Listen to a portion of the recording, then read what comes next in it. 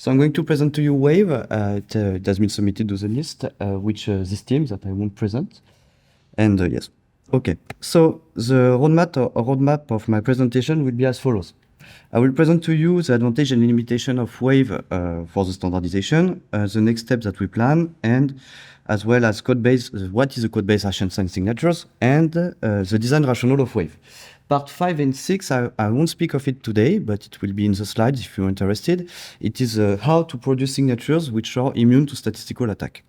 And if you want to discuss of that, I would be very happy to discuss with you. So I will stop at the fourth point. Okay, so Wave is a hash and sign signature scheme. It belongs to this family, not a Fiat-Shamir transform and zero knowledge protocol. And Wave belongs to the framework of Gentry, Peikert, and Vaikunatham that was introduced initially for lattices, because we prove that signatures are leakage-free thanks to some rejection sampling, if you want.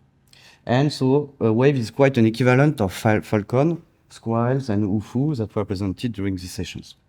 But Wave is relying on coding problem, not lattice problem, even if these problems are very close, in fact.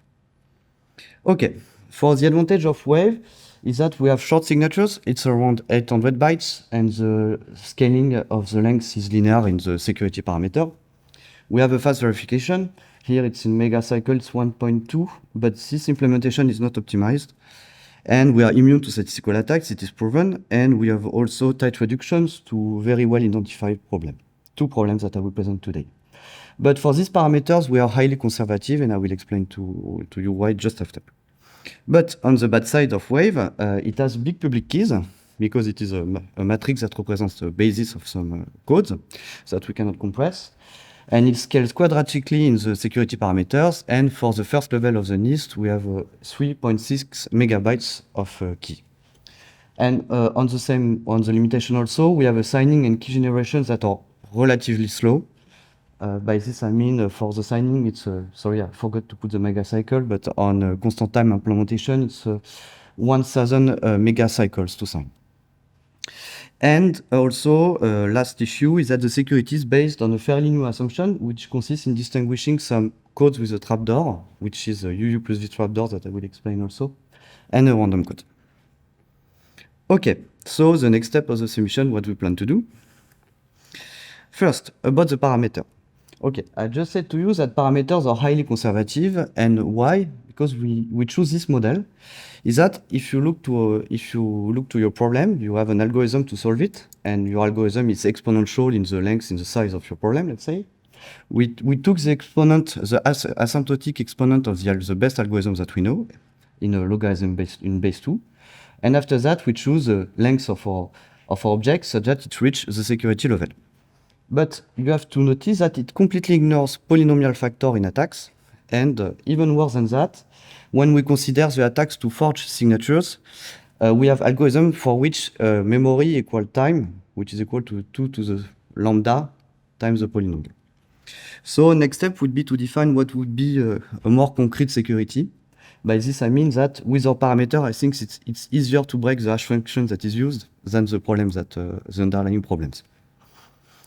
Okay, so about the implementation that we provided for the NIST, up to now it is a portable C99 implementation. Keygen and sign are in constant time, and we use some bit slice arithmetic over S3. Okay, our bottleneck in the Wave implementation, it is a real bottleneck of all our computation, is that we rely on Gaussian elimination over big matrices. So it's very hard to improve this part. There are many tricks, but you will lose a constant time, for instance. If you want to mask it, we know how to do it, but also it will improve a lot of the time. But the real bottleneck of the implementation is here. A Gaussian elimination on matrices over F3. Okay, our next step that is first to provide an optimized implementation of the scheme that we did not give, especially in vectorization that will help us a lot for Gaussian elimination. Also to provide some countermeasure and masking stuff for the scheme. And at last, we also want to provide, that it will be soon available, I think, some friendly tools to ensure that if you implement Wave by yourself, the signatures that you produce are correctly distributed. We have tools for that, to verify that there are no mistakes in the implementation. Okay, so I said to you that Wave is a hash and sign signature scheme based on coding problem, so how it works. So sorry, but we speak of that since the beginning, but Okay, so hash and sign, we have our one-way function like this, trapdoor one-way. And to sign a message, you hash it, you compute an inverse, and just in this kind of scheme, what is important is that the function needs to be surjective. And after, to verify that your signature is correct, you just have to compute f over your signature and check that it is equal to the message. Okay, so we need to have one-way functions, and we have many families of one-way function, and us, we are going to work with codes, the coding theory. So, first, what is a code? An NK code here in my notation. It is a subspace of fq to the n, where fq is your finite field with q elements, which has dimension k. So it is a code of length n, dimension k. Now, usually the metric that we use, not the metric, yes, it's quite an abuse of language, but we use the Hamming weight over fq to the n. The Hamming weight of a vector is just the number of non-zero coordinates. Okay, so with codes, we have a one-way function, which is this function that takes as input an element of a code. So you have a code that is public. You add to, and you take also an error of Hamming weight w, and your function just computes this, which is a noisy code word. And inverting this function is known as a decoding problem that was introduced by Shannon 70 years ago. And when nothing is known about the code, that it is typically a random object, this function is hard to invert. But be careful, it is parameterized by the decoding distance w, the number of errors that we had. And to hope our function to be surjective, we have to choose a large noise distance. Otherwise, there are not enough errors here to fulfill all the space. But be careful, if you choose w too large, maybe your function will be easy to invert. W parameterizes the security, the hardness of inverting this function. And as I will explain just in the slide after, for some W, this function is very easy to invert. And the way I'm going to present will be used, the algorithm that I'm going to present will be used in Wave as a subroutine that is extremely useful for us. So it's why I present it. Okay, so how to invert this function, f? Here I put the problem of inverting my function like a problem. So you are given a code, and you are given a target, y. Let's say that it is uniformly distributed. For us, it's normal because y will be, as I will explain later after, will be the hash of the message. So it is a uniform point over your ambient space. And you have an integer w, and your goal is to find a code word that's distance w from your target y. So how can you proceed? The more naive way to proceed that we learned at school is to notice that, in fact, this problem is a linear problem, because I want to find a code word. So it is a linear problem. And the important fact is that it is not linear because I have a non-linear constraint. But how can we fulfill this constraint? The idea is just to say that, okay, I have a code, it has some dimension k. So it means that when I want to, I can compute a code word by fixing any k coordinates. By this I mean that any code word is uniquely determined by k coordinates. But on the other n minus k coordinates, you have no control. It is a redundant part. So now, if you want to reach your target y with the code words, the idea is that you will choose your code words on k coordinates as you want. But on the other n minus k coordinates, you have no choice when you do the difference between your target and your code words. Okay. Imagine now that you want to find a code word c that is close to y. By this I mean that the Hamming weight of this vector is small. It has a lot of zero. The naive idea is to say that, okay, I can choose k symbols, so I can fulfill this part with only 0. Okay, if I do that, okay, so that's good, but on the other n minus k symbols, I have something that is uniform, because I didn't have any control on this part, and my vector y is uniform. So, as it is a vector of n minus k symbols over fq that is uniform, the number of non-zero symbols will be typically q minus 1 over q and minus k. It is the typical weight, because you have a uniform random variable on this part. So, with this naive algorithm, if you fulfill this part of 0, you will typically reach this weight here. But now, if you want a weight that is smaller than this, you will have to repeat this procedure by selecting other k coordinates an exponential number of times. And what is funny is that after 70 years of research, all the algorithms that we know to solve this problem are all exponential in this red area part, in red part. So this naive algorithm gives to us a hint about where the problem is hard, where it is easy. Okay. But now, if you want to reach a code word that is far away from your target, what you can do is to fulfill your part with key symbols with non-zero symbols. And as you can do this k times, the typical distance that you will reach will be these points. And after this point, same problem, you have to repeat an exponential number of times.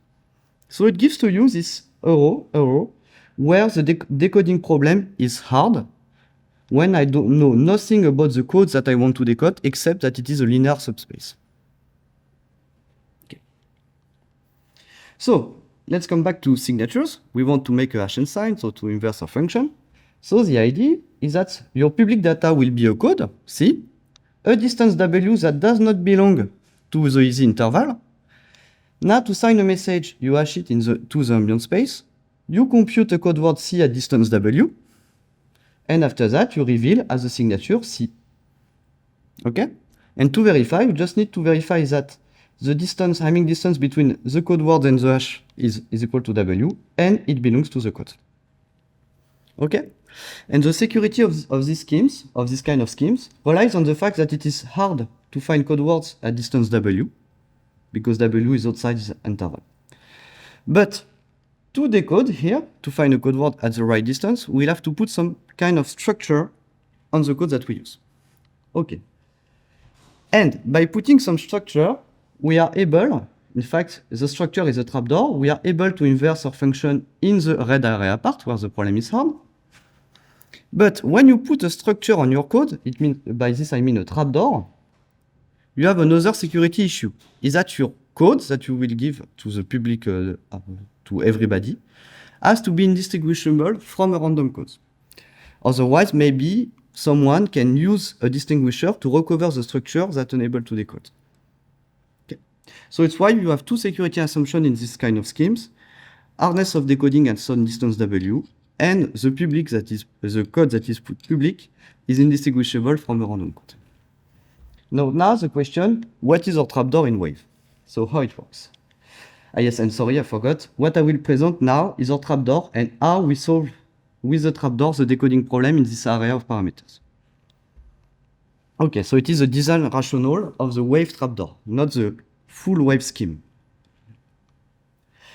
So I introduce some notations that will be useful for what follows. Is that just remember that if I choose a permutation pi, if I put the permutation into the exponents, it means that I permute my vector according to this permutation. Just remember this, it is I permute my vector. And here, this star, it is just a component-wise product between two vectors. So the trapdoor of Wave are called generalized UU plus V codes.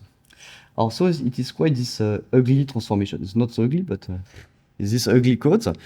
And the idea is that you have two codes, U and V, and from these two codes, you build another code that is called the generalized UU plus V codes. And it defines to you a code of dimension Ku plus Kv, where Ku denotes the dimension of U, and V denotes the dimension of V.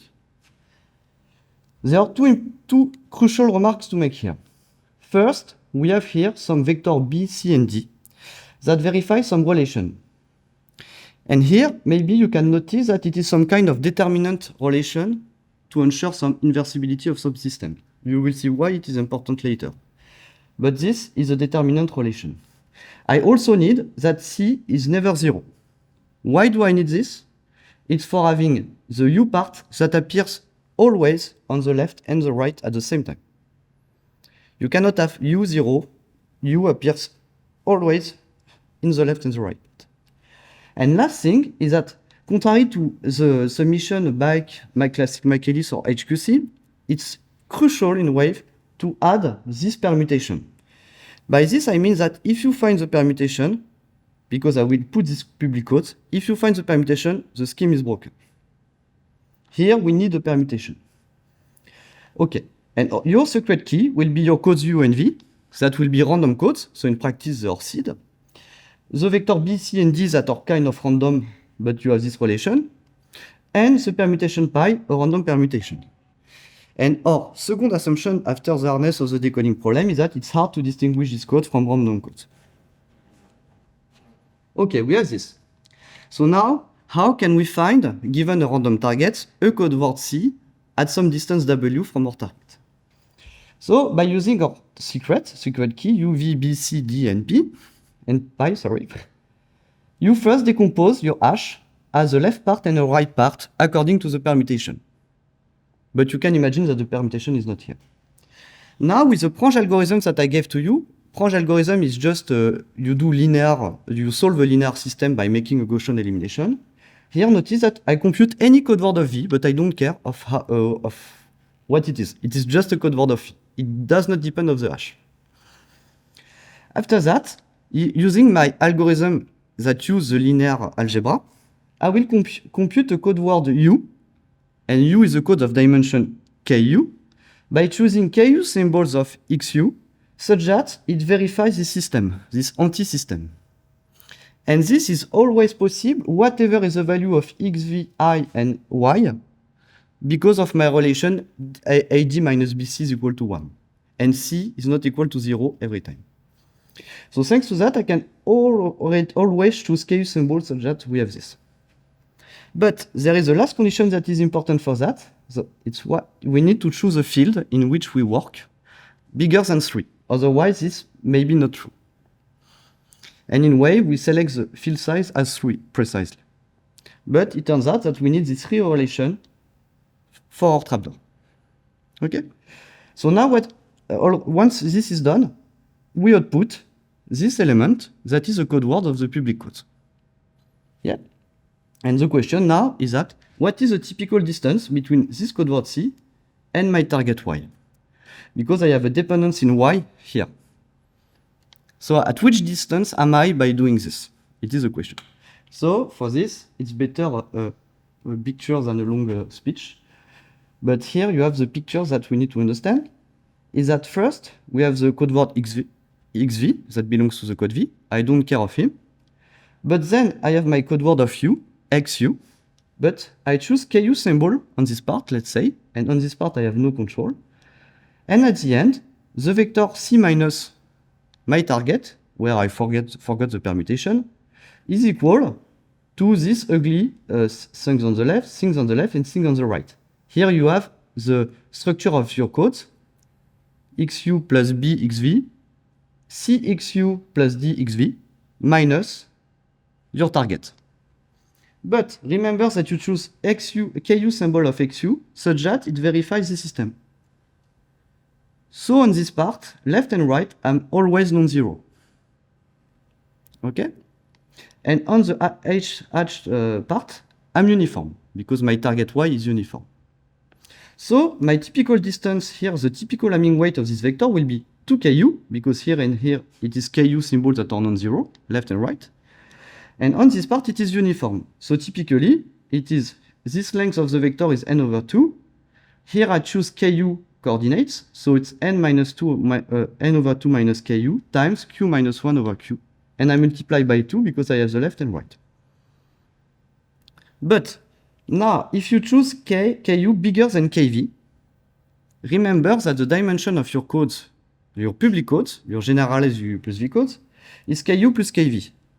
And if you choose KU bigger than KV, this quantity is bigger than this one, which is, remember, it was a large weight that I can reach easily by decoding.